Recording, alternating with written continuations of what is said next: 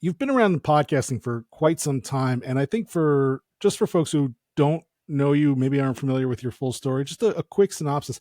How did you first get interested and started in podcasting?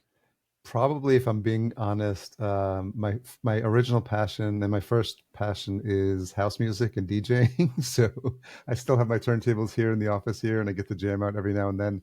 But back in Nice. 2012, is 12ish, 13ish, I was working on a mobile app called Know Your DJ with a friend of mine.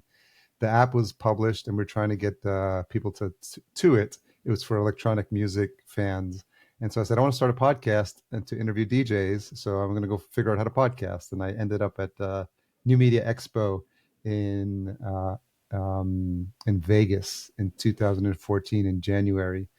And I saw a bunch. I was attending all the podcast sessions. Amy Porterfield was presenting. Pat Flynn. I obviously took the selfies with them as one does when one's fanboying out. But I quickly realized how hard it was going to be to interview all those DJs, globe-trotting DJs. I was like, look at all these podcasters. Maybe I should interview them instead. And someone mentioned, I think Chris Murphy was hosting a Cliff Ravenscraft talk, and he mentioned the term podcast junkies. And I raised my hand. I'm like, I'm a podcast junkie. I had like 30 on my phone. I was learning all about mobile apps at the time. And so I came back home, signed up for Podcasters Paradise with our friend John Lee Dumas, and dove into the world of podcasting. And I was off to the races. I was inspired by that show Inside the Actor Studio. I studied a little bit of Hmm. acting when I lived in New York.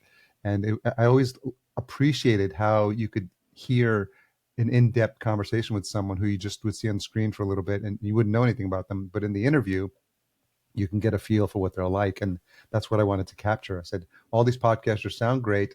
They're subject matter experts in their shows, but I want to learn what's happening behind the mic.